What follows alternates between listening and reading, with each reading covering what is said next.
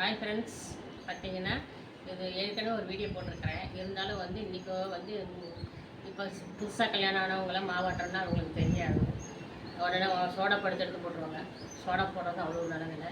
பாருங்கள் ஃப்ரெண்ட்ஸ், இது கொட்டை ஆம்பளைக்குன்னு சொல்லுவாங்க, கொட்டை முத்துன்னு சொல்லுவாங்க. இப்போ இதெல்லாம் வந்து கொஞ்சம் சரியில்லாதது சாப்பிட்டேன். இது வந்து நல்லா முத்து கருப்பாக இருக்குது பாருங்கள். இதை உடச்சி அரிசி ஆட்டமாக அடிக்கலாம். சரி, கட் பண்ணுங்கள்.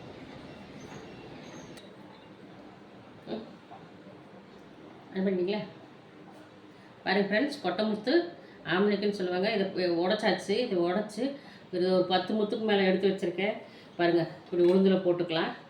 உளுந்தில் போட்டு ஆட்டிக்கலாம். அப்புறம் ஒரு உளுந்து வந்து ஒவ்வொரு உளுந்து வேறு வேறு மாதிரியாக இருக்குது.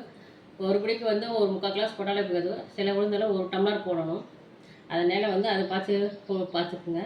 உளுந்து வந்து ஒன்று உதிரியாகவும் ஒன்று கம்மியாக இருக்குது. இப்போ பாருங்கள், நான் அரிசி களைஞ்சி வச்சுருக்கேன்.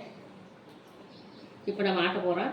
அதனால் நம்ம கொட்டை முத்து போட்டு ஆட்டினோம்னா இட்லி நல்லா புசு புசுன்னு வரும். நல்லா பந்து மாதிரி இருக்கும். சாப்பிட சூப்பராக இருக்கும். அதனால தான் இந்த கொட்டை முத்து போடுறோம்.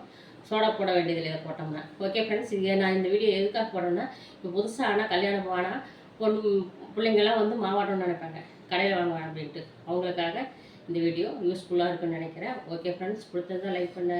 பாய்.